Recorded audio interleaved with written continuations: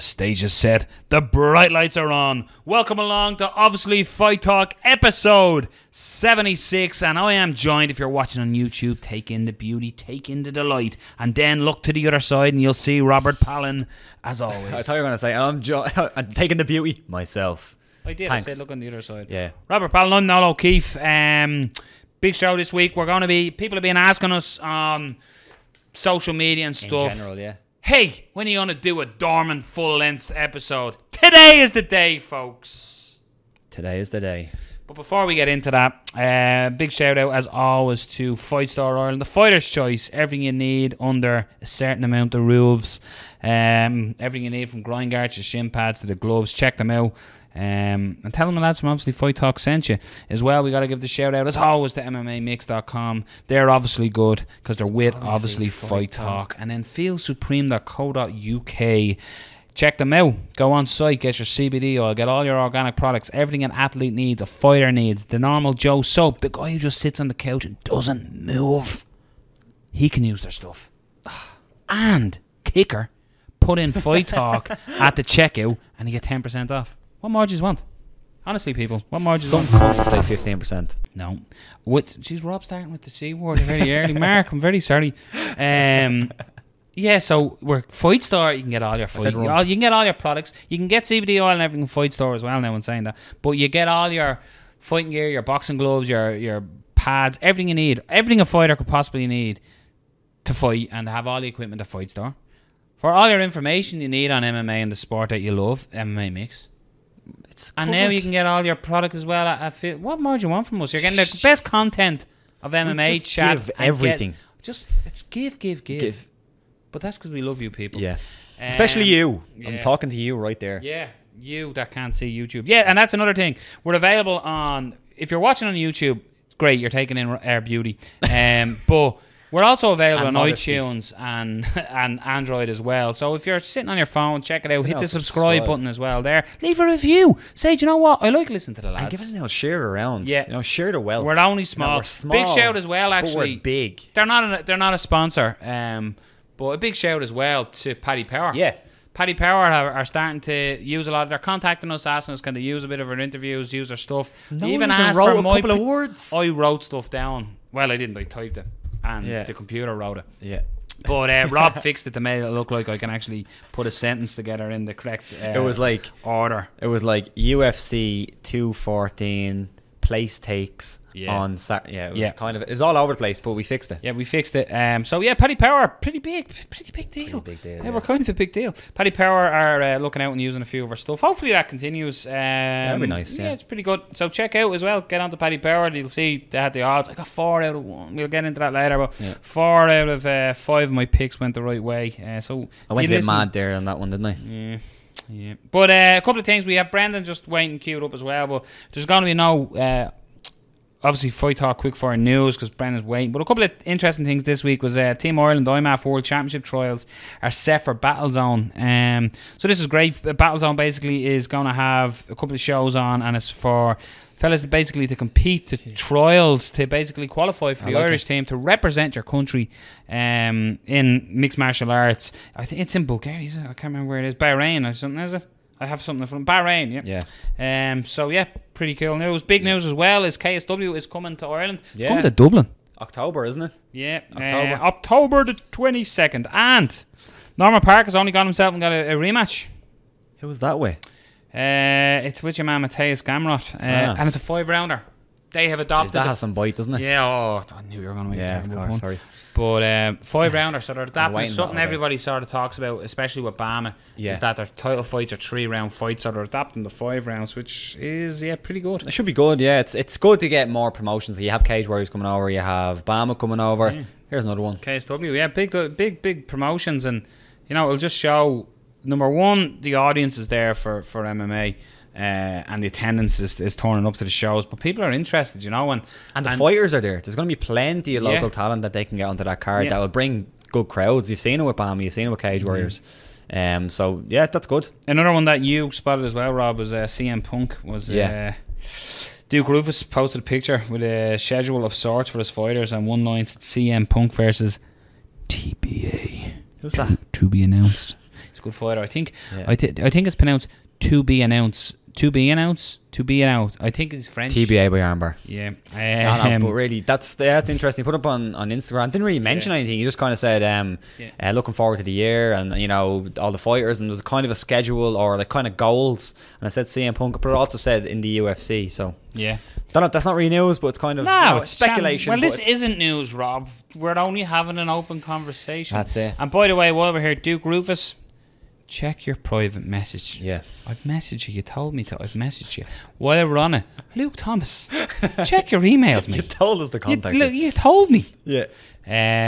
But yeah, so look, let's not let the man wait. He's waiting to go to work. And for you, eagle-eyed viewers, it is a little darker than when we were starting the show with Brendan, isn't it? It seems that it's got lighter. We're like the Benjamin Button of MMA podcasts.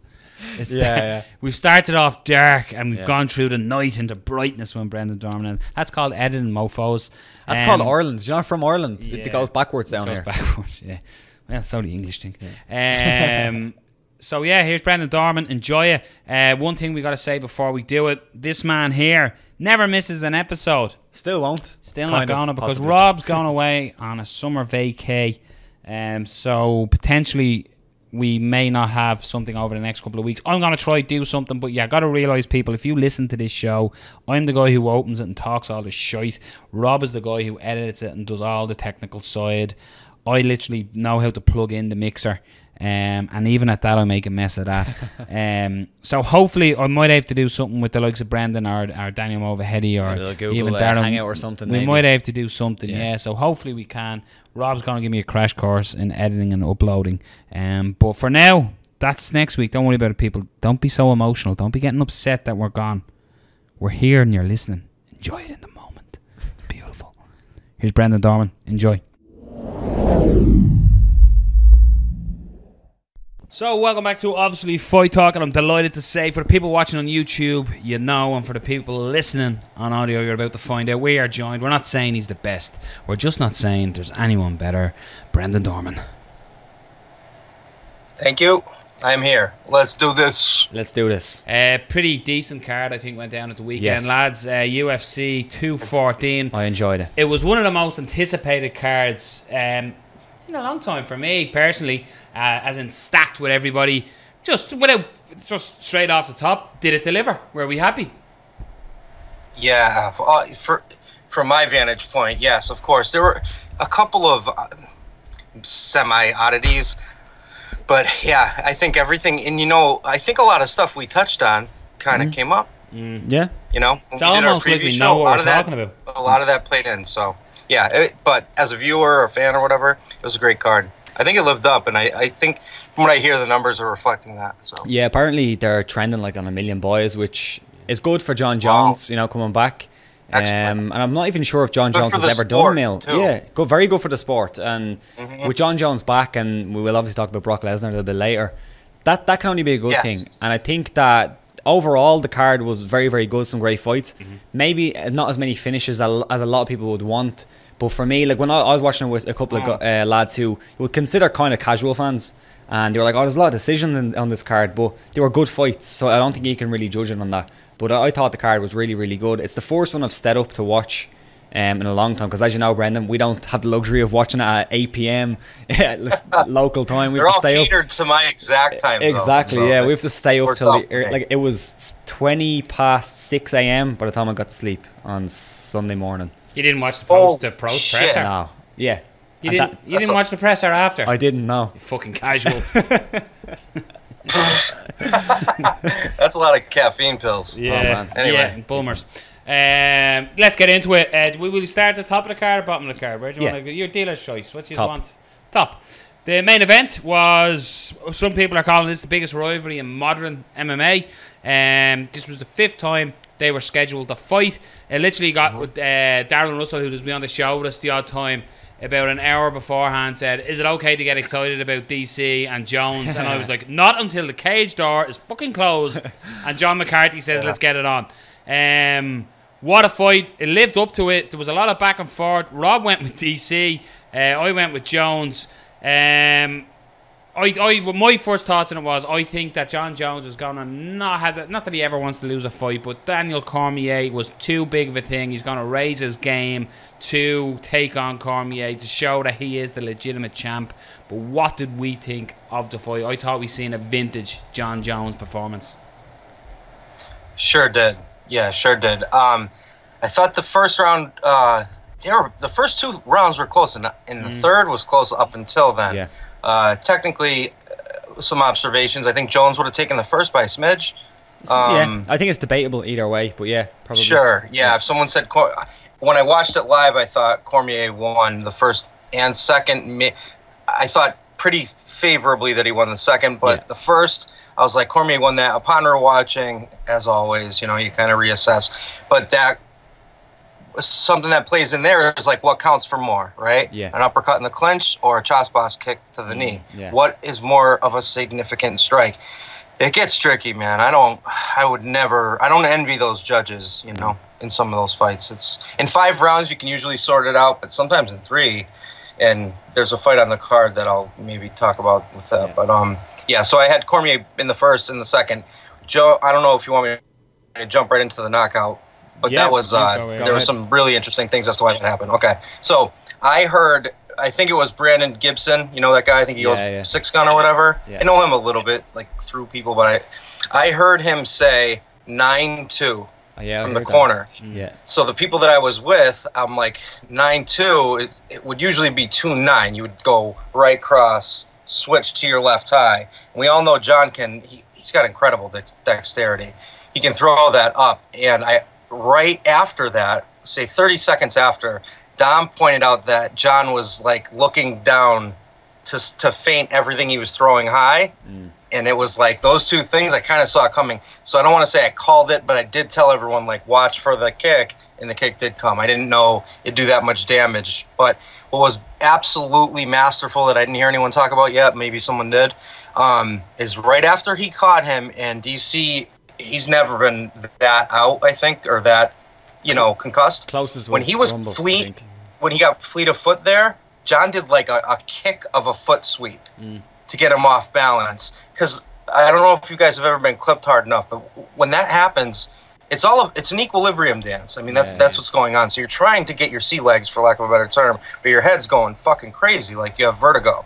And to keep that momentum of someone, tripped up in the way that he did, totally improvised. Kind of like I was saying, his creativity in the ring and his adjustments are brilliant. So while his corner was calling for something that they had seen, you still got to execute, and he sold it low. That was a subtle question mark kick.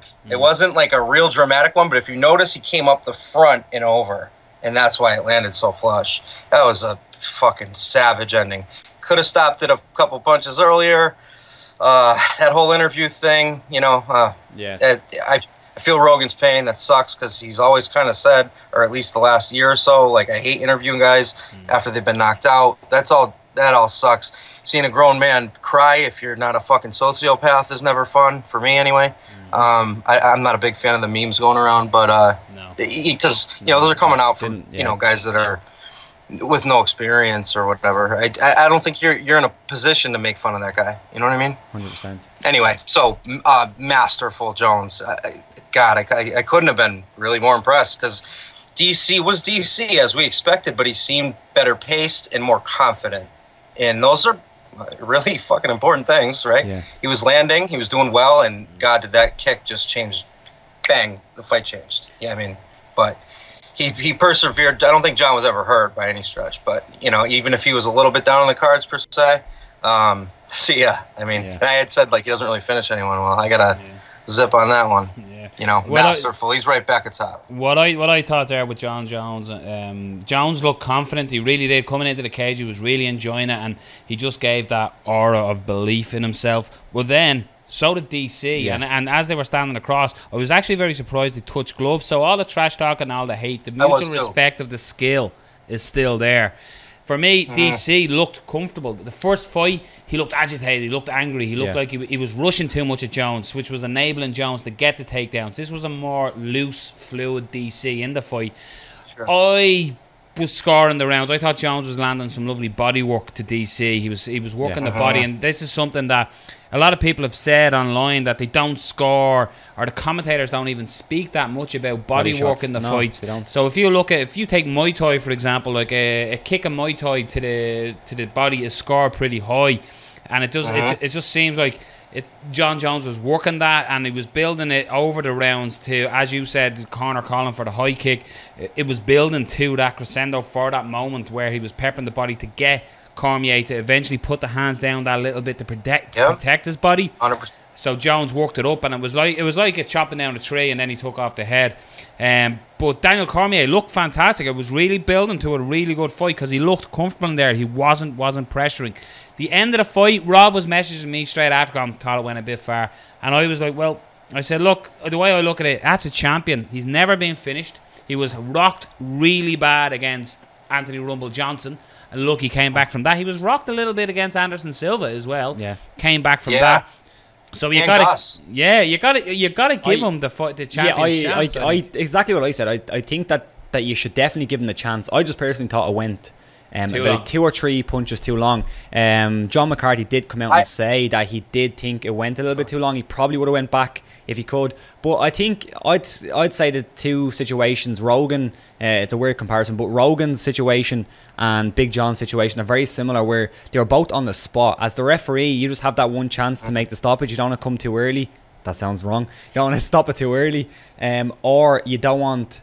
especially when it's the champion, or when the champion is, and then in the Rogan situation, he says he doesn't want to do it, but you still had Daniel Cormier, the former champion, standing in the ring when he was about to leave. If he would have left and Cormier would have turned around and said, I wanted my interview, then he's in a bad situation as well. So they're two similar situations. But stop saying situation. Fucking hell. I scored the first round to DC, but I also think that when an underdog is doing well in a fight, sometimes your brain kind of goes, oh, the underdog went wet. Well, no, I think the opening rounds, but when they touched close to the start, there was a lot of mutual respect. They both expect one another's skill set, and you could sort of see somebody, I'm not too sure who said it, I was reading, just scrolling through Twitter, and somebody said, did they find that DC was mimicking Jones, like doing chasing him, just doing the hand fighting and sort of. But again, that's like DC had to get in. So if he's trying to get in close and he's got to try and block the hands, push the hands down, get in there. And let's be honest, it's a wise decision to block Jon Jones' hands because he's going to finger poke you. Like, let's be honest. So we got one, I think, didn't we? Yeah. So in that way, for one to fight. Yeah. In that way, you can understand why DC was doing it. He started to chase him a little. And just as Dominic Cruz said that, he adjusted it and then started cutting off the cage. The finish was vicious, and the shots that Jones was landing were ferocious. Like, he was really... Somebody had said to me, I had commented, I think we're going to see a vintage Jon Jones here. And you said it there, Brendan. It must have hurt you to say it, but he truly is back at the top, I believe. Yeah, you got to put him on. It's like the resume of what he's done. The only mark on his record is a DQ in a fight that he was seconds away from finishing against Manhandle. It's the reason it was a DQ, because the guy couldn't continue. Yeah. Like, I don't know that they would have DQ'd it otherwise, but the guy was. I mean, Matt Hamill's face was what do they say? Crimson mask or whatever. Mask, yeah. They probably would have took a point. Go ahead, bud. Yeah, they probably would have took a point. I wanted to touch on a few of the things that you had said earlier, but I'll say after. No, go ahead. Okay, yeah. So I wasn't saying McCarthy was wrong. That's a real time. That's a 1 second thing. I mean, 2 seconds in real time. That's not enough. DC also has always shown an incredible chin, and McCarthy he's the best. That guy rarely fucks up. I don't think he fucked up. No. I think it was just, like you said, I don't think your comparison about Rogan and him are bad. I don't think that's a faulty comparison. I think it's completely valid. You're on the spot. There's, whatever 1,000 people in front of you, and millions watching that, in one way or another. So that pressure is insane. So I don't think anyone made a mistake. I was only speaking to the fact that in retrospect and with the gift of hindsight, I would have liked him to just take a few less. But I think, Noel, you just were saying that those punches at the end, like the way he actually finished when he fell. Yeah. Was like, Jesus, just savage. And Jones, when he first came out, I was surprised. He did like a 2-handed cartwheel. He looked a little less kind of jacked than he used to. And then they touched gloves, so I was like, what the fuck? I don't know what to expect here. I was overreading a tad, but as soon as they started fighting, a lot of things happened that I expected. You spoke to elbows, and someone was speaking of mimicking, right? The mockingbird effect kind of thing. Yeah. I don't think it was just that they were, whoever was asking that, I can't read their mind, but I don't think it was just about the hand fighting, although that's true. It was also like mannerisms, right? Like at the end of the round, the hand raise, that was goofy. Yeah. It's almost like Jones was baiting him to try to get him to his game, and we talked about that, you know, in the preview show. Like, John's one of his greatest assets, if not his greatest asset, and what is so incredible is how he'll beat people at their game and tell them that he's going to. And he was doing, that's how he pulled it out of DC, by like seeing if he would parakeet his actions. I know it sounds subtle and maybe not that important, but it's super important. You think if DC sat on his butt and stood up and did a hokey pokey that John would, no, fuck no. He'd kick him in the face. Like, he's not going to play whatever game like that. He won't play a silly game like that. So I think it's noteworthy. Cormier also was blocking a lot of those elbows very nicely too. Like, he game planned for them and had a good, like, kind of out shoulder. And one time he kind of 2-armed it. The problem with 2-arm blocking anything is, as you know, you're leaving something else exposed. And that was what was opening up. John was throwing right-hand elbows a lot, close, and as he'd fade off, he'll cover up his ear, like answer the phone. He was throwing that long body, like liver shot. And he's so long, and obviously he's not a, you know, rumble power type guy, but those weren't, you know, they had something on them. And beautiful body work to that point, too. I might have forgotten one of the points you made, but I wanted to touch on kind of all of them. Yeah, body work is definitely not focused on enough. It's huge. It's Mendez McGregor, you know? That was like the takeaway from that. No one talked about the body work that Conor did in the first and second round, you know? Body work's huge. And as you alluded to at Muay Thai, any Thai practitioner knows that. So, anyway. DC as well, you have to give him credit because, and I think it goes towards Jones's victory as well, because DC had a great performance, probably better performance than the last time, even though he got finished. I think those first 2 rounds he looked better, he added more tools, and I think that's why he reacted so badly, or not even badly. I suppose it's acceptable. Emotional. It's what he the way he took the defeat is acceptable. What I mean is, that's probably why in his head he's thinking, I put my whole soul into this. I done what I had to do. I cut back all the Fox work. I had probably the best training camp of my career, and I still got finished by Jon Jones. And that's probably why he took it so badly, knowing that I couldn't beat this guy at my best. And now he's just going to get older and older, and it's probably going to get away from him. One thing I have to say as well, and like I was the guy going, fucking Jon Jones just needs to embrace this heel and stop being this Bible basher, blah blah blah blah. But I have to say, I honestly feel what he said when the mic was put in front of him was sincere. It was meant about talking about he needed a rival like Daniel Cormier. He's a great man, he's a great champion, and he almost said, when I grow up I want to be Daniel Cormier.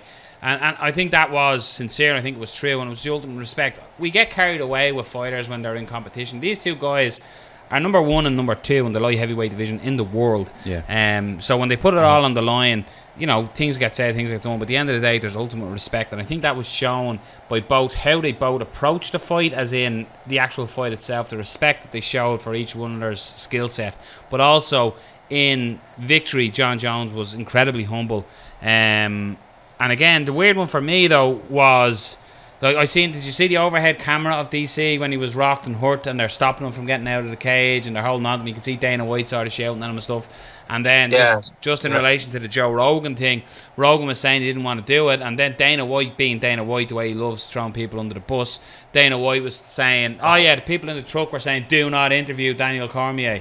And Rogan went ahead and done it. How true was that? It's Dana White. Rogan did apologise. Yeah, I've seen that, But then the final one for me then is, so you've got Gustafsson, who's been sitting waiting for this rematch at home, watching this, going, right, it's finally me. Jones gets the mic and says, yo, Brock Lesnar. I'm like, what? Brock Lesnar? I'm like, are you sad at taking a 2-week vacation when this fight is coming up, or what's happening? Like, I just think that is an insane call out. And this is the era I think we're almost in MMA. It's that I'm gonna call out whoever, you know what I mean? Someone's gonna call out a chess champion, you know what I mean? I'm gonna fuck your shit up. But no, it's just I just think it's a weird one that they've you know, are you interested in that fight? Brock Lesnar? Yeah. Yeah, why not? Why? Why am I? It's Brock Lesnar. Like, it's if that gets announced, why not? Yeah, why not? It's fucking brilliant, and it's not even as freak showy as people would say. Brock Lesnar, it's a former heavyweight champion of the UFC. Yeah, that he earned. Sure, he got popped, but you know, it's a guy. If it was John Cena, I'd say, what the? Yeah, fuck? Exactly. It's Brock Lesnar, man. Yeah. Come on, the guy's losses were almost dying. Everyone no one wants to talk about that because no one liked that guy from day one, and no one liked him till the end, right? Everyone, you talk about a guy like Money Mayweather, right? That everyone roots to or watches to root to lose for them to lose, right? Yeah. I feel like that's part of Lesnar's appeal. He's like a real heel. He scares the shit out of beta males. I'll tell you that. They don't like him, right? The guy's terrifying. Look at him. But just for shake that guy's hand. It's like his hands are like this big. It's a fucking meat hook. Well, for me, it was just great. I know what you're saying. I thought Saturday night was like a big thing, and it was a big thing for the new owners as well, because with Conor off fighting Mayweather, with Ronda that'll be a bigger thing. Brock Lesnar versus Jon Jones. No, I know when they're going to do it. I understand that, but I just thought for MMA, I just thought it was great that Jon Jones was 100%. And because for me, Jon Jones is the greatest that's ever walked into the cage with who he's fought, to the level of who he's fought against and who he's beat. For me, he is. Like I think, like the whole coming from Jon Jones, Johnson and all that. It's that. Think of what Jon Jones is thinking. He's looking at Conor McGregor going out, fighting in boxing, getting this huge payday. He went in there against Daniel Cormier. I think he got like 500,000. I'm sure he got something off the back end of pay-per-view and all that. But he went in there, and then you have a guy who's knocking people out in the first round, and Ozdemir, who we'll talk about in a little bit. Yeah, you're not gonna get a huge pay-per-view off him. You're talking about Gustafsson, who you had probably your most difficult fight against. You're not going to make a huge payday against him. You make a big one, but Brock Lesnar. My thing here that's what he's thinking. My thing is that all of a sudden now there's this blueprint for it. If you win a big fight, you can go and do what you fucking want. Do you know what I mean? Fighting. And it's just but is it? Hey Noel. Go. Why'd that happen? Yeah, I know. Well, because one person's kicked the door down and the rest are all going to run through it. But it's just I mean, who do you blame the enablers, or do you know what I mean? Who do you get mad at about that? I just want we can point to when it started and how it started. Yeah. But I don't know if there's a person to blame or the fans to blame. It's like Carlin said, the planet's fine, the people are fucked. You know, save the planet, people, right? Planet will be fine, right? It's that kind of thing. Like, our politicians are full of shit, but are they? They're elected by people, right? Yeah. People. In other words, where do we point blame here? Jones was with his two brothers. They're both multi-millionaires. They play in the NFL, and they're high-level guys, right? Super Bowl champion type NFL players. And then he talked about how much he respects Conor McGregor, which wasn't always his stance, by the way. Yeah. So maybe he's looking down that road, and that's why it makes sense to him. I think the purist in me says, yeah, of course, Gus, man. That makes a ton of sense. Coming off of emphatic victory. I think we all, as fans, got robbed of not seeing Rumble Jones. Yeah. And anyone who says otherwise is insane. You're insane to not think that. Yeah. That fight would have been fucking phenomenal. But whether or not Rumble's popular or whatever is moot. But that's my point. I want to see, like no disrespect, at this time, I appreciate what you're saying. Brock Lesnar would be a big thing because the whole WWE. But Brock, like, is it a super fight? Like, at the moment, absolutely, it's a super fight. Let me finish my point. All right, finish your point. If you look at McGregor Mayweather, right, as much as I was public about, I'm not a big fan of this. The hype has been amazing, but the fight itself, I'm still not really a big fan of it. It's intriguing. The opinion has me intrigued. Still, let me finish. You're going to interrupt again. Look, but Mayweather is a world champion. Conor McGregor is a world champion. Does Brock have a fake belt in WWE, CDE, whatever it's called? Does he? Is he a champion? Possibly, yeah. Could be champ, yeah. Acting world. I don't know. But that's what I mean. Is it a super fight? Jon Jones is the champion. So, John, do you know what's a super fight? Stipe Miocic is a super fight. Jon Jones, Miocic. Let's get that on. Your light heavyweight champion against your heavyweight champion. Then he has to relinquish his 205 belt potentially, and all that gets all tricky. Yeah. You got a non-champion, former champion. Well, Randy Couture. By the way, Randy Couture used to fight at light heavy. Recently. Randy Couture used to fight at light heavyweight and heavyweight. So let Jon Jones do that and go up and down the weights and not as champ, he didn't. No, not as champion, but he used to fluctuate. Conor was the featherweight champion and the lightweight champion. So look, matters, brother. I'm just going to argue because I just think it's a bit of a fucking fad, and we'll fall for it. I'll be all over it. You'll fall for 100%. I'll be like, welcome to Suplex City. You know what I mean? I'll tell you what, it's way, way, way more valid than Conor Floyd.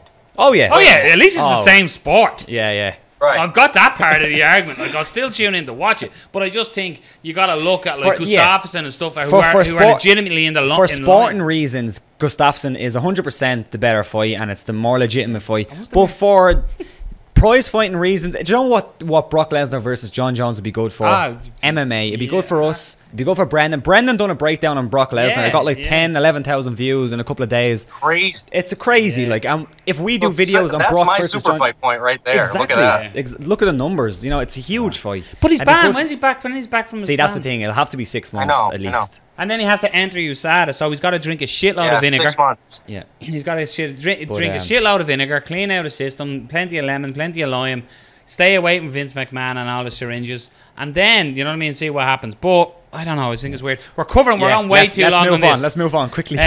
So the co-main event was built as can the Jiu-Jitsu world, the one-dimensional Jiu-Jitsu style of Damian Maia get crowned the welterweight champion at this day and age in MMA? The answer was no. It was 24 attempted takedowns. No. They were all stopped. I see people trying to say Damian Maia was pushing the action. He was controlling the octagon. It comes with it's effective striking, grappling, and octagon control. Octagon control is only after effective grappling. But I don't even think he was controlling the octagon. I think he was pushing the action, but I don't think he was controlling the octagon, because if he was controlling the octagon, he would have had Woodley on the ground. Do you know who I feel sorry for in this fight? And it's weird I'm saying it. It's Tyron Woodley. He's had to fight two very specialist style fighters where you have to adapt a certain fight style. So it almost makes for like the first Woodley and Wonderboy fight was a good fight. It took a while to get going, and then it was the fourth round, wasn't it? Nearly finished. Yeah. But then the second fight was a complete meh moment. And now the Maia fight, Maia was pushing for the takedowns. It wasn't happening. Woodley's takedown defense, by the way, holy God, it was fantastic.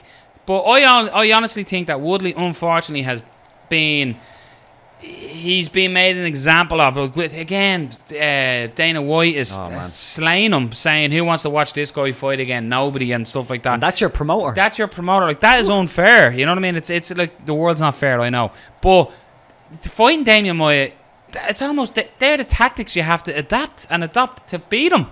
Like, his game plan and how... Everybody knew what his game plan was, and he shut it down. So Maia had nothing else. Dominic Cruz kept calling for a head kick. Eventually came, I think, in the 5th round. But the fight was done at that stage. Woodley did grab the fence on a couple of occasions. That's maybe worth talking about. But for this, I feel for Woodley because he's being put in against the guy that you have to fight like that. So in a way, he's been lambasted for having a fantastic defensive style to stop the takedown and having an amazing game plan, and he's getting ridiculed for it. So I feel from it that way. And the crowd, by the way, with the fucking torchlights and fucking shouting boring. Well, that's obviously bullshit. I mean, don't do that. Don't go. You shouldn't even be at the fucking fight. What are you booing? I hate booing, but because again, I always feel like the people doing that shit have just no idea what's going on. It's like old USA chants, and Hacksaw Jim Duggan's gonna come out with a fucking 2x4. It drives me insane. We'll go wrestling all fucking day. So, here's what I think.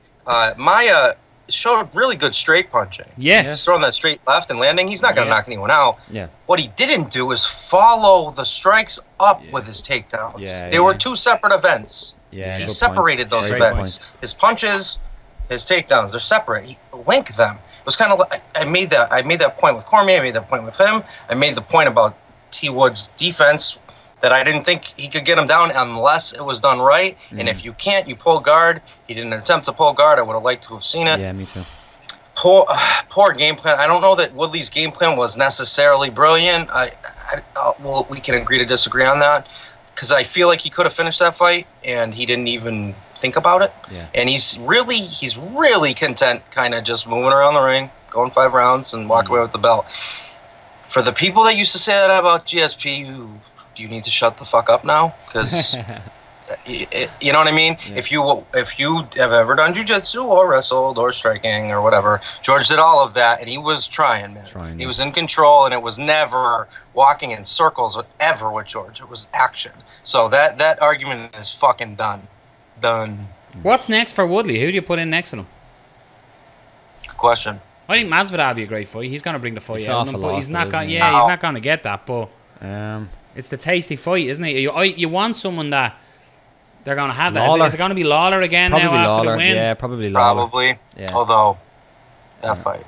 Yeah. Do you disagree? That's just. Yeah, I don't have too much to say about the Woodley fight. I thought that Damian Maia, he tried, and Woodley defended. I thought it was just. I don't like when fans boo in the arena, but I think Luke Thomas made this point. You can't force somebody to say it was a good fight. It wasn't a great fight. It was a pretty boring fight. It wasn't really eventful, but.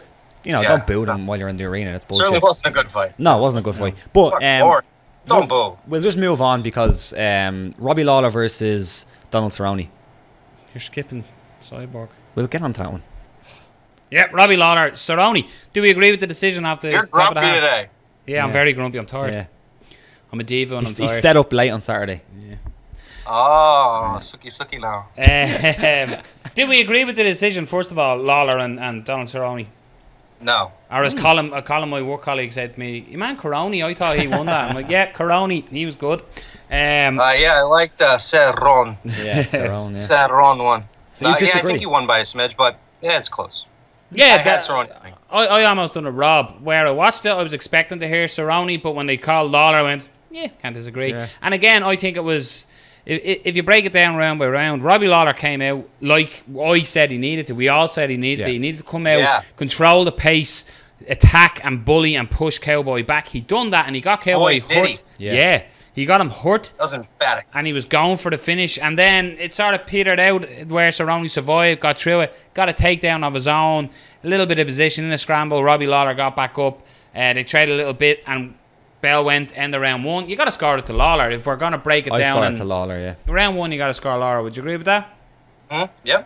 Then round two was only 2 and 3. Yeah, well, three was real close. I thought 3. I thought round two, Lawler, it was almost like he took it off. And the one thing he done was he let Cerrone control the tempo of the fight, and therefore he let him control the distance of the fight, and it was at more kicking range in the second rounds, which was allowing Cerrone much time. This is exactly what we spoke about in the breakdown. If you allow him the space and the time, that's where Cerrone is going to blossom and look at his best. That's exactly what happened.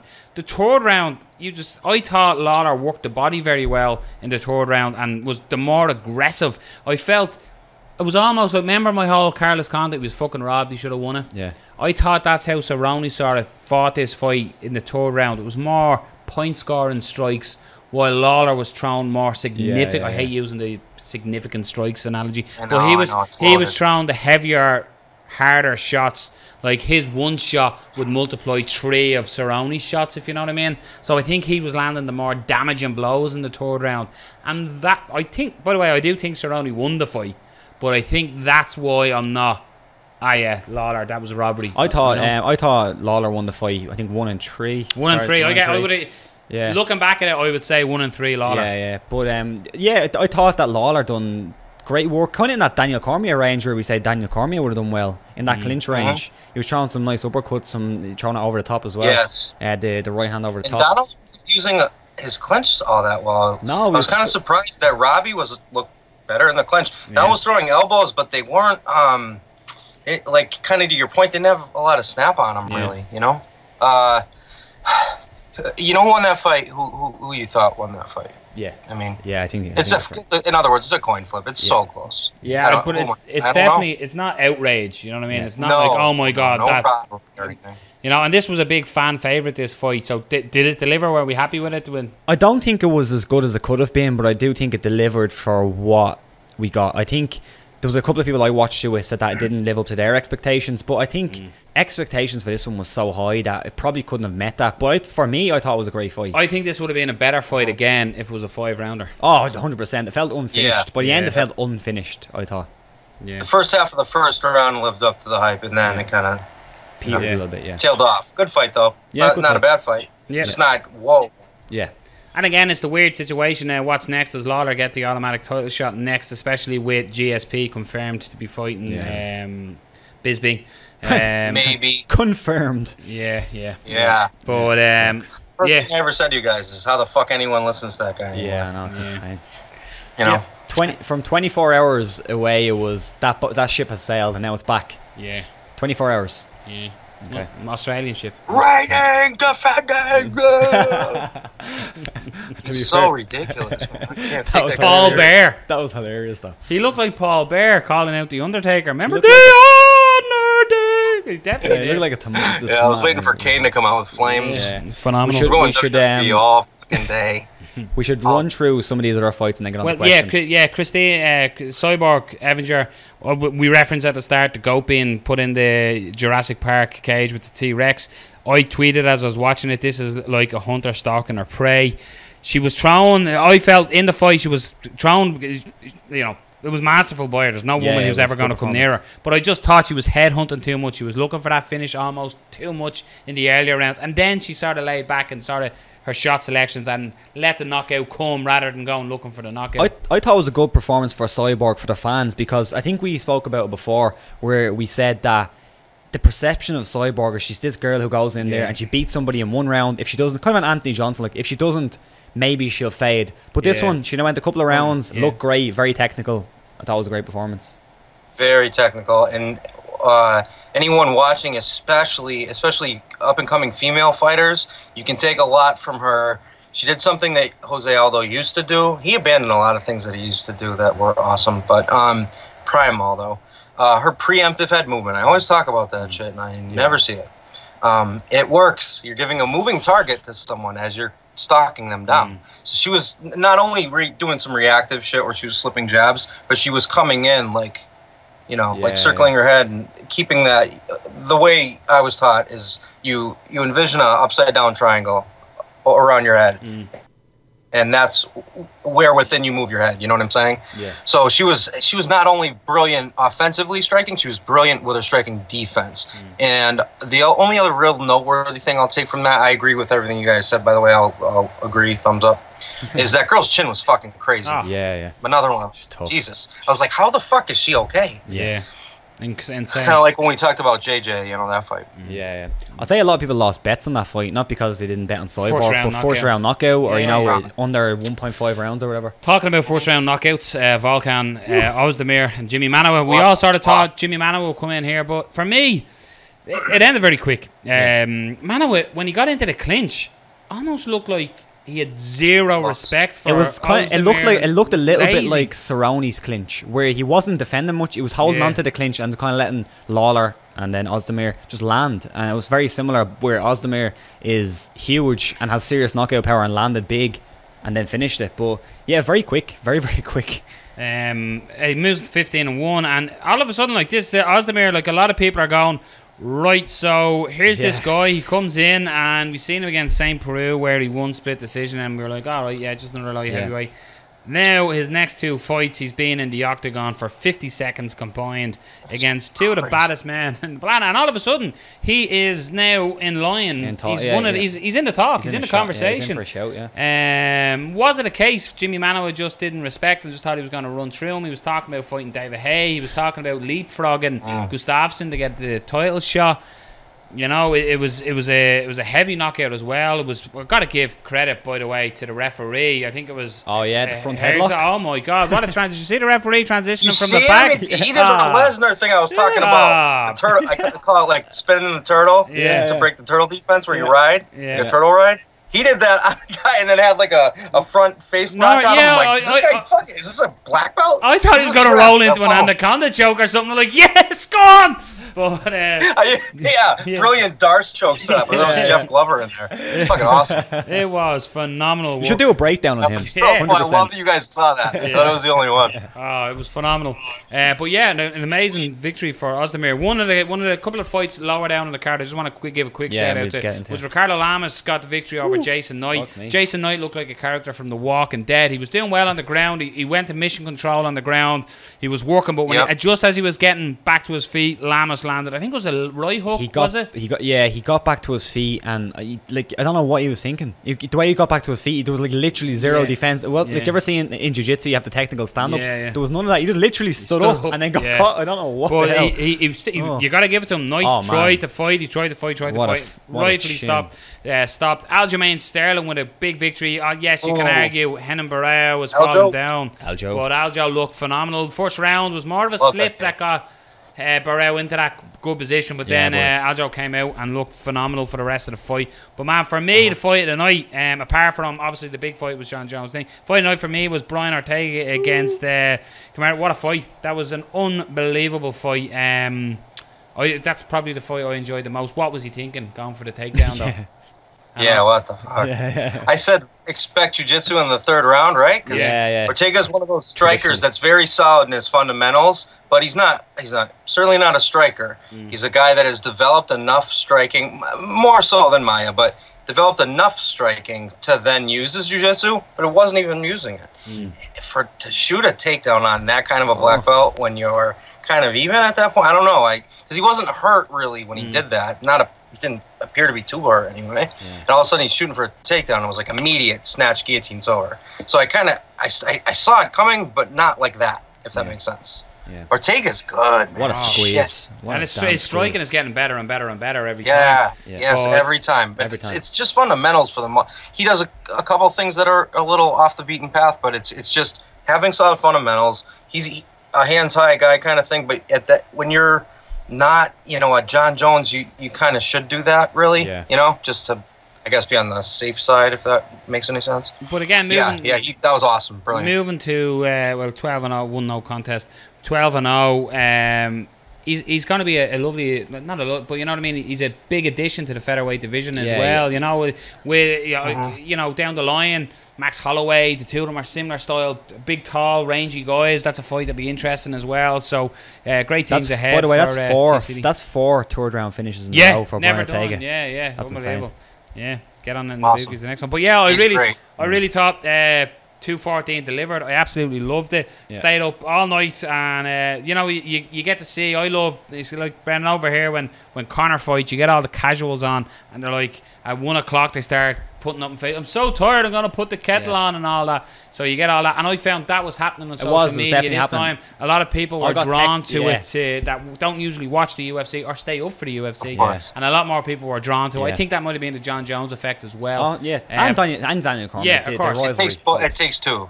But I think the big winner, and this sounds corny, are the new owners of the UFC. I think it was their best card since Dave owned the company. It started, the stars have sort of aligned for them, and the card was full of stars, and I think that's not a coincidence why things worked out. What we're going to do is we put out a couple of questions. Well, we didn't put out a couple of questions. We put out the bat signal for the Q&A and AMA with Brendan. So we've got a load of questions, Brendan. They could be. I haven't looked at these at all, so it could be interesting. It could be fun. So there could be some related to 2:14 that we might have to skip because we've probably already covered them. But we'll acknowledge them if we've covered them. We'll acknowledge them. One good one on Facebook, and I think you've seen this one today. James Doolan, coach of Stevie Ray and all them lads.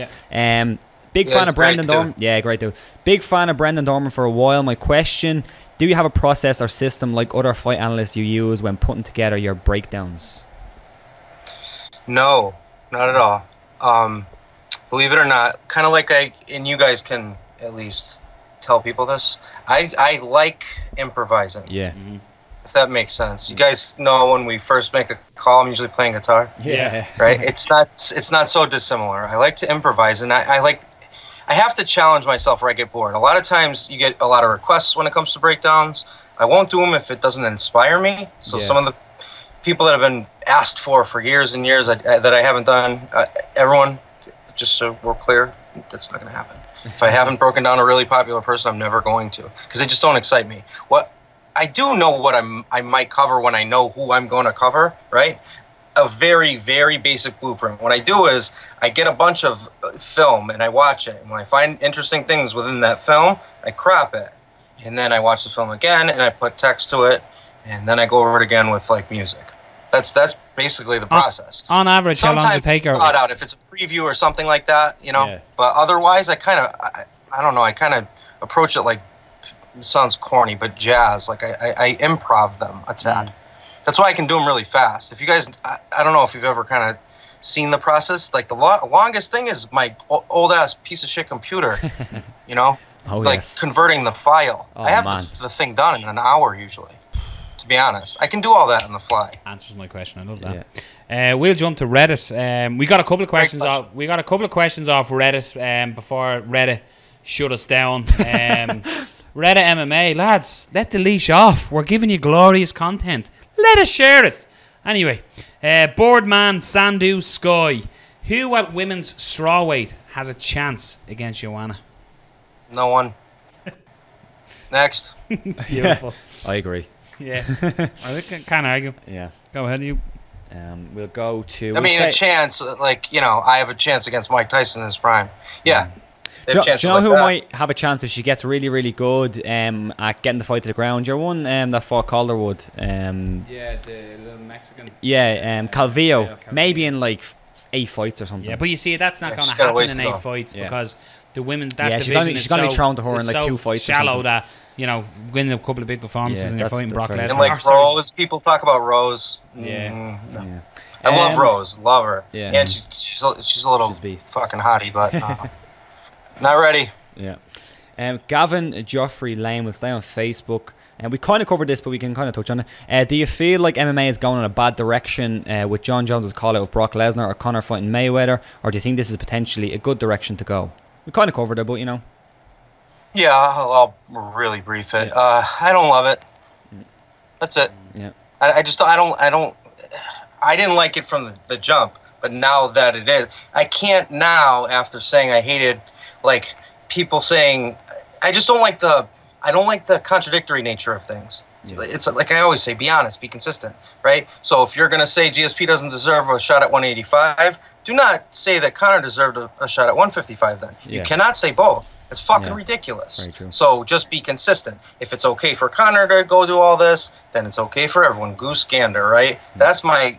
That's my thing mostly. If it's going to be the trend, fuck it. It's going to be the trend. People need to get paid. Fighters are certainly underpaid, so I understand it from that level. I don't like it from a purist standpoint, though. I think the beauty of the UFC and what the foundation of what was wonderful forever about the UFC was that we got to see what we should have seen, you know? A couple of pride things or whatever, but for the most part, through the years, we've seen pretty much all the fights we wanted to see, you know? And you have to have a system in place in order for that to happen, so... Does that answer? Yeah. Here's one from Mr. Cherryhead. I think that's on YouTube, is it? No, Mr. Cherryhead. Question for obviously Fight Talk. How well do you think history will remember DC? As I doubt people remember how terrifying Rumble was, who, in my opinion, is Jon Jones' worst stylistic matchup, and DC retired him. So how well in history will DC be remembered? I suppose losing twice to Jon Jones, is that going to affect his legacy? I think it will, because it's kind of, if that's your biggest stage and you lose on the biggest stage and when the most eyes are on you, it's going to affect it. But I think over time, once DC retires, I think people look back and look fondly back at DC in retrospect. But I do think that will impact it, because if you lose again on the biggest stage against your biggest rival, it's going to impact it. There's no two ways about it. Ben? Yeah, he'll be in the annals. Why not? He's been great, man. He moved down from heavyweight to 205, and that was a tough move for him. He's a naturally kind of big guy, like a big boned, you know. But that was all about Jones, and then the unfortunate part is Jones just has his number. It's a terrible stylistic matchup for him, because DC's takedowns require leverage, and John's too tall, so he shrugs them off. John isn't going to shrug off everyone's takedowns, but like that, by the way, but. We may go there, we may not. But he's just a stylistic fucking nightmare for Cormier. Is it tarnished? Of course, yes. Yeah, he lost. But will he be remembered? Yes, that too. He was a champion, you know, a legit champion. It's not his fault John fucked up, you know. So he held that torch and kept 205 quasi-relevant while John was doing what he was doing. So he'll be remembered for that alone, I think. I hope. He's a great dude, man, a great fighter. One from YouTube, I think it was from your YouTube page, Brendan. Yours truly, can't think of good questions right now, that was the initial one, but then he said, best martial art from MMA maybe, or your favorite weight division. So first, best martial art for MMA, and then your favorite weight division. I'd say in the UFC maybe. Okay, best martial art to start. Some type of grappling. You know, because it's way better to have a foundation in that system of getting your ass kicked a lot. Yeah. It sounds horrible, but honestly, with grappling, you're not taking any. Well, you shouldn't be taking too much damage to the head, and you're learning the struggle of real fighting against an opponent that's fighting back. So something in the realm of that, whether it's Sambo, I don't know about judo, because if you learn judo from an MMA judo guy, right, like Caro Parisian, although I think he's lost his fucking mind, I don't know. Who's the other guy? Camarillo. He's a judo. He's like a 3rd degree black belt, I think, in judo, and a black belt in jiu-jitsu. There's Dave and Dan, and I always get them confused. I don't want to fuck it up. One of the two Camarillos. Anyway, right. Judo from the guy like that, awesome. And obviously jiu-jitsu. We know that. It was started on jiu-jitsu. And it's still very, very, very relevant. So, yeah, I would say some type of grappling, but do not overlook striking, especially now as the sport is going in a kind of striking, friendly direction. But to be realistic as a person to give advice, some type of grappling for sure. Best division in MMA? Competition wise, God, 155 is fucking loaded. The problem is it's held up right now. Yeah. If 155 wasn't being held up, I'd say 150. No, I'll just stay with 155. 185's good too. And 135's interesting. It's getting better. But, yeah, 155, and it's been for a long time. I agree. That's it. Just a lot of great fighters. There's so many great. Look at the top 10. They're all awesome. So many good fighters there. Even like in Bellator. Bellator's 55 division's good, too. Yeah, just, you know what it is? I think the average adult male walks around at 175, 170. So it's the natural weight of the natural human. You know, that makes sense to me. Yeah. Here's one from Aiden Mack. A bit broad, but what techniques in general would you like to see fighters employ more? A million. That's really good. Shit. The plum, an advanced plum, better chaining of strikes, if that makes sense. Too many people pot shot too often. Yeah. Leg kicks, but developed leg kicks. We're going to see some more Anderson Silva type things happening if people don't start working on leg kick technique. They are so effective, but thrown correctly. You know, a leg kick from, again, we'll go with, I brought him up earlier, Prime Aldo. You know, those leg kicks were absolutely fucking savage. And people are leg kicking for sure. Barboza being a great example of a ferocious leg kicker.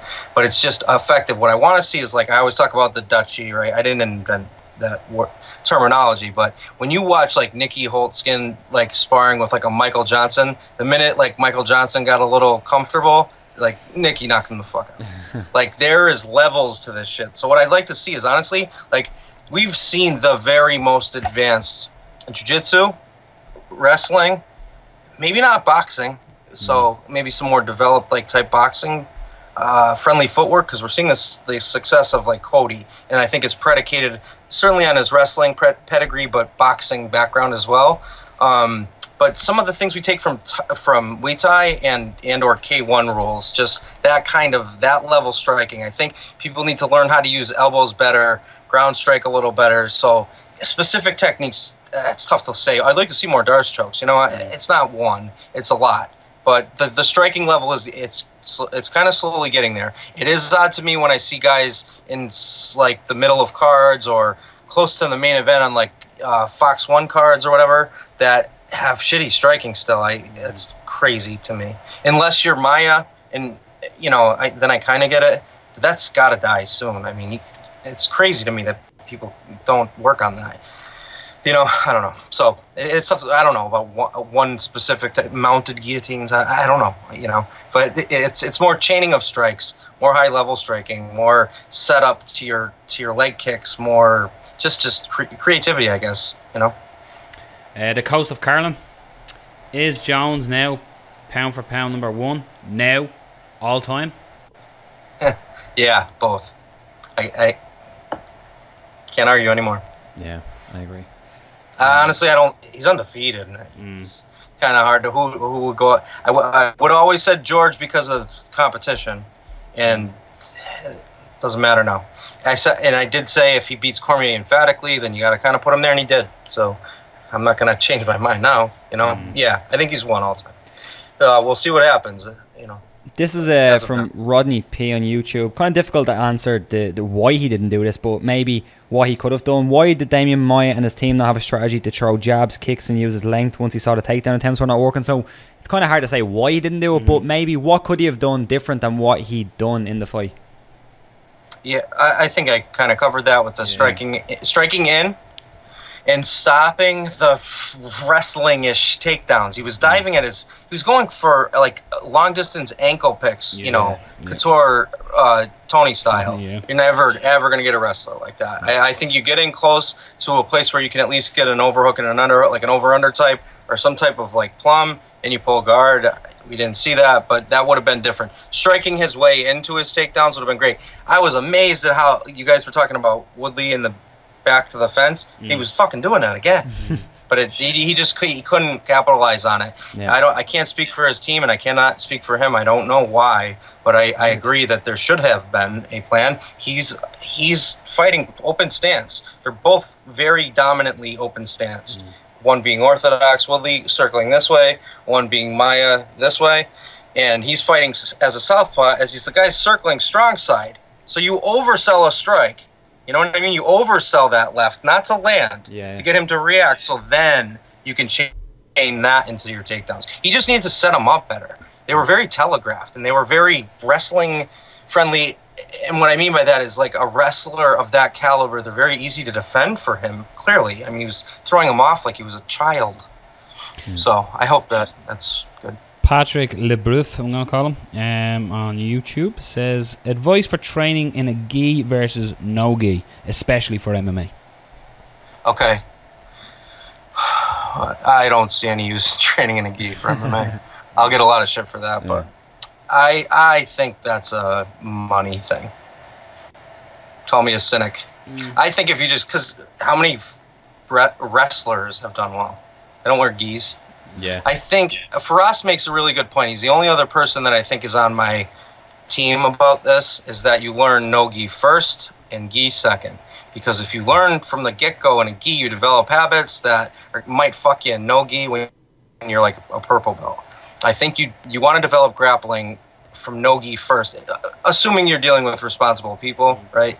Because the gi slows the game down quite a bit, and it becomes a safety net for a lot of people. I don't know how much rolling you guys have done. I'm much better without a gi than I am in a gi. I mean, it's not even close. But that's not on accident. It's on purpose. I like the speed of it, and I feel more comfortable, and I think it's more relevant. There isn't much that you learn in gi that then translates into MMA. So it's just such a no-brainer. I mean, my lineage is all in a gi, and this isn't a disrespectful thing. It's an opinion, for one. And so I don't want to understand that hatred, that vitriol people get, but I just don't see it. I never hear an argument for the gi that makes any fucking sense. Yeah. None. So no gi is my answer. Another one on Reddit from Lang Tackler. In post-fight interviews, Dana stated that Woodley could have and should have knocked Maia out in the first or second round. In his eyes, the snooze fest that ensued was Woodley's fault. Is this a fair claim? What do you think about fighters having to be exciting as opposed to just winning? That's a good question. Yeah, that's a great question. I already kind of answered that. He should have finished him. Yeah. Tried to. You are a brown belt. Don't be so afraid of the black belt that you just knocked down. You concussed him. Yeah. You're not a white belt, man. You can't be that afraid to go to the ground. And that, in the case of like a Conor Diaz, it wasn't so bad because NATO press action and there's some good stand-up exchanges, so it doesn't look as bad when Conor didn't follow him down, right? And no one Conor's a brown belt too, but doesn't have the wrestling savvy or whatever. I don't think Conor's the grappler Woodley is. Let's just frame it that way, right? You follow up. You got a guy clipped. Finish. I don't agree with Dana ever, but I agree. And what do you think about fighters having to be exciting as opposed to just winning? We are in the entertainment business. They are prize fighters. So if you're not entertaining people, you're not going to get paid the highest dollar. I think you there's a flip side to every coin, right? Yair Rodriguez, right? Yeah, be entertaining, but not at the cost of losing. So I think too flashy is not good. Have your flashy rooted in fundamentals. Whenever I've had students, I don't start them with spinning hook kicks, you know? That's later. You gotta learn to jab. So, you know, I get it. Exciting, yeah, but what's exciting too? The praise that, what's his name, Justin Gaethje's getting now. He's exciting. He's exciting in the fact that he's this close to being dead every time he fights. Is that really what I want to be behind? No, I don't want to. I don't want to sign off on that. All due respect, guy's amazing, right? He's very talented and he's a warrior. Bad motherfucker, but I'm not going to advocate that. No way. We have one here from Andreas. It was actually on a private message on Twitter. I could be struggling. Andreas Giorgio. Yeah, Andreas Giorgio. MMA Plus. Many saying DC Jones, the greatest rivalry not long ago was McGregor Diaz prior to Ortiz Liddell, Shamrock Gracie. It says, what criteria do you have to? And then it's saying loading, so it won't load up. I read it earlier on. What criteria do you have to to be like the greatest rivalry? So how do you kind of rate a rivalry in MMA, I suppose? Okay. Yeah, just that's simple. How successful they both are, right, in their career, where they are in their career, if they're in the primes, and then how real the animosity is. And in that, if you put all those things into account, then Jones Cormier is number one. Yep. Well, I think there can be a nice little bit of history. Like, I loved Ortiz Liddell because they trained together, and the whole thing was, you know, Ortiz was afraid of Liddell, and enemies. It was all this sort of thing, and that's what I liked about it. It was one-sided, though. You know. I love a bit of drama, though. You know what I mean? Yeah. I love a bit of drama, a bit of Desperate Housewives in the fight. You know what I mean? I like that. You know what I mean? Gabby's sleeping with the gardener. You know what I mean? It's all gonna kick off. Carlos ain't gonna be happy. You know what I mean? Carlos is out earning corn, giving Gabrielle everything she wants. What did you have for breakfast? I think that about wraps up all the questions. Doesn't it? We've a lot. There's a lot of questions about 214 that we kind of covered. Here's one here. Here's an interesting one. It's Dan Mulvaheady could probably answer this one a bit better. Yeah. David Strain on Twitter. A question for the podcast. Is more serious reffing needed in MMA, and what can be done? It was related to Woodley's cage grabbing. Basically, it was kind of a retweet from that. So, is more serious refereeing, like when someone grabs the cage once or twice, do you need to take a point immediately, or what's the crack? Yep. Harsher. Harsher. Yeah. Yes. Yeah. Yes. Because here's the thing: you're not hurt, and that changes a fight dramatically. If Maia got him down right then, fresh, without the cage grab, who fucking knows, right? Yeah. Well, that's a whole different fight, and I know I'm not a wizard. I'm not Miss Cleo. I have no crystal ball. But when you're cognizant and you're not hurt, and you made a decision to grab a fence, you know, I loved when what's his name tried that, and that giant Murgliata slapped his hand. Lesnar. Yeah. He went over. He just fucking slapped his hand right off. I'm okay with that. Fuck it. Yeah. You know. So eye pokes, especially eye pokes. If it's the second one, there's no. I don't believe in coincidences, right? So those cage fence. Or fence grab that's going to change a fight that dramatically. Groin strikes when it's a second one. You know what I mean? The ref needs discretion. I think they should all train. Like, that's why Big John and Herb Dean are good. They train, right? They know fighting because they've trained. You don't have to have been a world beater. You just have to understand. Just hang out in some gyms, do some sparring, understand it from that level. You can't learn everything on TV. You know? Well, I don't think it's coincidence, Brendan, that like Mark Goddard, Herb Dean, and Big John are some of the best. Like Goddard was only Daniel Rosenthal. A lot of them are well, Rosenthal when he's not growing marijuana. But yeah, no, they're all. Yeah. They are the top guys. 100%. Love that guy. Smoke more weed. Yeah. That's bullshit. I love Rosenthal. They are the top guys. Even like Dan that we have on the show all the time. Dan is always saying. Referees need to train so they can recognise situations and what's happening. And a big thing I found with Woodley, like Damian Maia's whole game plan is get Woodley to the ground. So it's almost like a bigger foul that he grabbed the cage on the way down, because that's the whole game plan. It's not like It's not like any two fighters, like Ricardo Lamas, Jason Knight. It's not like Ricardo Lamas' only way was to get Knight to the ground and Knight grab the cage, or just that as an example. That was Damian Maia's game. It's like in football, it's like a professional foul. Like, it's a blatant foul. You know something's coming, and you're stopping it. Like an actual ball's going into the net, and you handle exactly the ball. A significant moment in the fight, and you you're stop sent it. off if this is soccer, as you'll call it, Brendan. It's an analogy. If the ball's going in and it's not the goalkeeper, stops my whole life. Stops it with his hand outside. But he still explains. Yeah, that's a goal. Yeah, exactly. What do they do about that now? Red cards? Straight off, red cards. Off you go. Yeah. You dirty should be a skills goal. cunt. Well, you get a penalty. You'll get a penalty kick and a red card. But that's what I mean. It's such a hard foul that, you know, it may be a point deduction in MMA. If you grab the cage and it's on the way down, a point deduction, and you start on the mat, could be the harsh foul. Would we see that happen? Unlikely. But I do think there needs to be harsher, like, you know, you get 5 minutes to rest after you get a nut shot or whatever. Like, that's a good. Obviously, it's a good rule. You know, it hurts. You know, you never see. You know, that's a good rule. Yeah, it's worse than pregnancy, because like 2 years later, you don't see a bloke. How would you know? Well, would you know? I have never seen a man get a kick in the balls. Who are you? Listen, I've never seen a man get a kick in the balls and 2 years later go, do you know what? I'd love another kick in the balls. But you'll always see a woman 2 years after having gone, I'd love another baby. Do you know what I mean? Men, I don't want another kick in the balls. It's called genetic programming. We're going a little off track now. That's why we have no female viewers. That's all love. Female viewers are gone. Apologies. I am being sarcastic if you can't pick up on that tone. I totally threw you under the bus. But no, I do think harsher laws are needed for harsher fouls. You know, like the whole kick and balls, you get 5 minutes. So why, you know, you're punished for a foul. The guy could be tired, and you've done that, gives him time to recover. So points. Big thing. Points. Hurt them in the I bank. think we should finish on one question, because I'm kind of interested in this and one question only. Yeah, it's completely non-MMA related. Tell us more about your love of guitar. Oh, someone really asked that? Yeah. Where's the? Oh, you actually have it here. Yeah. Who's it? Why'd you love guitar? I was a professional air guitarist when I was 5. Yeah.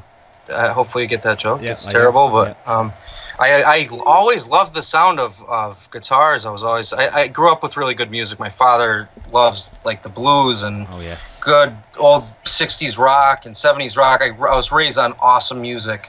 My parents were the ones that bought all the cool albums when I was a kid. I had the cool parents. So I grew up on great music. Unfortunately, I didn't start playing until I was like in my teens, like mid-teens, and I became obsessed. I always wanted to get there. The hard thing with guitar is it's harder than you think. You got to get. It's like jiu-jitsu. You got to get past the gauntlet first, and then when you get good, you can get really, really good if you focus. I love music, as you all know. I would love to use all kinds of music for my videos. The problem is copyright. You know, the reason I use all that trap and all that shit is because it's not copyrighted. I would love to put some cool, like, you know, B-side Zeppelin shit, live Hendrix, you know, like whatever, if it's guitar driven. But was it why I love or why I started? How exactly did they frame it? More about your love of guitar. So it's like, how'd you start, maybe, or you know, why do I love it? Yeah, just in general, like your love of guitar. Why? Like, obviously, it was your parents who showed you all the great music. So that's probably where it started. But like, just your love of guitar. For example, what was the first guitar you bought or owned? I have it. Oh shit, it's over there. I still have it. The first nice one that I owned was a Gibson SG, which is like a Les Paul. Yeah, but mine's all decked out. Like, I'm a big fan of this guy named John Sykes, who played for Whitesnake. He's actually over near you guys. He played with Thin Lizzy for a little bit. He put a mirror pick guard on his Les Paul. He had a 77 custom. You guys don't give a fuck about this, I know. I used to be in a band. It's terrible I was, but I tried to play, and I only said my promise to myself now. I said I have a beautiful black Fender acoustic guitar at home. I absolutely love the guitar, but I haven't played it in about 7 years, and I'm like, I have to go and restring the guitar and get back into it again. So you need a truss rod adjustment. I did. When I leave here, I'm going to play guitar. That's my other profession. If anyone, that's the secret. So if you were to pick up, did I feel like I didn't answer that fully. No, you were saying the guy from Whitesnake. This is what I wanted to say. I had really good friends who were really good, and One of them plays in Anthrax now. His name is Jon Jones. You guys ever heard of Anthrax? Yeah. He joined them as a guitarist. Shadows Fall was the original band. Them, Killswitch Engage, and then another band, All That Remains, was an offshoot of Shadows Fall. They're all my friends, good friends. And one of them is still one of my best friends. He's in a band called Act of Defiance, the guy named Chris Broderick. My friend Matt, shout out to Matt and Jon Jones. Those are two of my best friends in the world, and they're very successful. So they motivated me, much like with MMA, as your friends do well, you vicariously will do well. Yeah. And I learned from masters in that world, and I learned from masters in the other world as well. So I've been really blessed. No religious nomenclature there, but very lucky and fortunate to have awesome inspiration, whether it was my parents or my friends, So yeah, I love music, and I love playing music and hearing music. It's a motivator. If you could if you had to go and listen to one album right now, what's the album? Like the greatest of all time? Mm-hmm. Yeah. Like your Desert Island album? Basically, Metallica, Master of Puppets. Ah, very nice. I like that one. It's a good show. Yeah, it's masterpiece. Begins perfect and ends perfect. Yeah. I'd be the Doors. I recently all week I've been listening to the Doors, and I think I've replayed LA Woman about 56 times probably. If you were to pick up a guitar at any party when a guitar is handed to you, or you're just picking your guitar up now just to tune up as you're about to play, what's the song you play? I don't do a lot of covers, honestly. If I'm warming up, I usually warm up with there's an acoustic sounding part. It sounds like it's recorded on an old vinyl in a song called "To Live Is to Die" by Metallica. It was on Injustice for All. It's an instrumental. This is dedicated to Cliff Burton, who passed away, their old bassist. There's a part that's I have a guitar, but that's ridiculous if I pick that up. There's a finger picking part. I usually warm up with that. If not, I'll just start playing blues licks to warm up. But song-wise, there's riffs. There's some Megadeth riffs I use for warm-ups. It just depends what's where I'm at that day. It might be what I heard on the radio, on the way to work. What I love about doing this show, Brendan, is when you're talking to people, you hear their enthusiasm for what they're talking about come across. Talking to you about MMA, it just jumps off the screen and through the speakers to people listening, your enthusiasm. Talking to you on music, my God, man, it's just as equal, isn't it? You can just see the passion in it, man. Let's start a music podcast. Yeah, obviously music talk. Yes. Fuck yeah. I could get us some serious guests on that show. Yes. I know a lot of people in that world. Yeah. We got to get Duke on this one, too. Yeah. We just changed it. We don't even have the set anymore. It's not even there. Yeah, I didn't bring it down. Forgot. Yeah. Hey, Brent, listen, it's an absolute pleasure talking fights with you. I know you got to get out of here and get to work. Always great hearing your thoughts on it, and getting to know a little bit about your love for music was pretty cool as well today. So I'm sure. Yeah, that was cool. That was a curveball, but I loved it. Yeah. So again, that was question. Was that it was Aiden Mack on? I'll go with Appetite for Destruction, Guns N' Roses. Just cause that was my 2. That was my second. Lovely. Oh. Yeah. That's number 2. Best friends. Master Puppets 1, Appetite 2, because they're front to back. They're complete albums. Yeah, they're awesome. Listen right through. Yeah, amazing. Yeah. James Blunt from me. That's a joke. It's terrible. Mine would be the Doors. I was like, please, no. No, I'd be the Doors. I'm a Doors child. I went through it, where I think you're a rebel when you're about 14 years of age. Go, no, I'll do it, Jim. I'm the Lizard King. And it just never went away. I'm still the Lizard King because I can do anything. Brendan, pleasure as always, my man. Enjoy work. Love you guys. Talk to you next week. Have a good one, man. There you go. We're not saying he's the best. We're just saying there's nobody better. Brendan Dorman. Great talking UFC 214. And music and questions. And thanks to everybody, of course, on Twitter, Facebook, YouTube, Reddit. Come on, people. We're giving you content. We're interacting with your subscribers. What is the idea of Reddit? I believe, Rob, the idea of Reddit is to have original content and people who follow a sport to speak about the sport and to have these interactions. So now then people that ask these questions, they may not hear the answer to them questions because they may not know where to find, obviously, Fight Talk. And if you are listening, I know you know where to find them. It's on YouTube, iTunes, and Android. But Reddit, come on, get your shit together.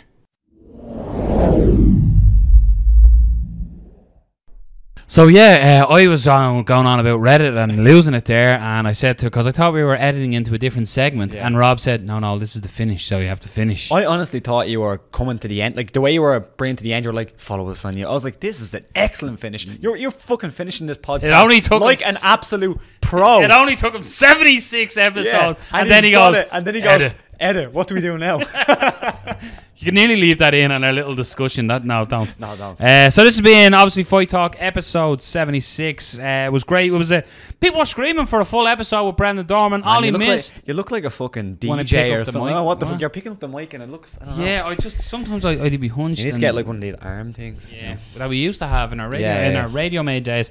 A great episode. People have been screaming at us to do a Brendan Dorman sort of full show. Yeah. It was basically a full show tonight. Brendan exception at the start. So a big shout out to Brendan. We love talking with the man, and he's a big part of obviously Fight Talk now. Other people who are a big part of obviously Fight Talk are Fight Store Ireland. Everything you need, Rob, under one roof. 2 roofs, Rob. 2 roofs, yeah. They now have a shop in Paddy Houlihan's. Were you waiting for me to say that? Yeah, they now have like The Rock. It doesn't matter what your name is. What? No, that's Steve Austin. That's Steve Austin, So Paddy Houlihan has opened a new gym in Dublin 24. It's called SBGD 24, I think. And Fight Store Ireland is in there. So everything you need from your groin guards to your shin pads to everything you need. Paddy Houlihan's going to be serving you. Well, he'd be training you and he'll look after you. Imagine that. You work so best of luck to Paddy Houlihan on that venture and Fight Store Ireland. Best in the business, helping people out, sponsoring people. Best of gear they have. Check them out. Under 2 roofs. I just trapped you beautifully. MMAmix.com. All your MMA needs. They do things a little different as well. They'll always share different things. And they share us. So we love them. Check them out. They're obviously good because they're with obviously Fight Talk Rob. Feel Supreme UK for all your natural products, your CBD oils, everything you need as a fighter, an athlete, or an average person.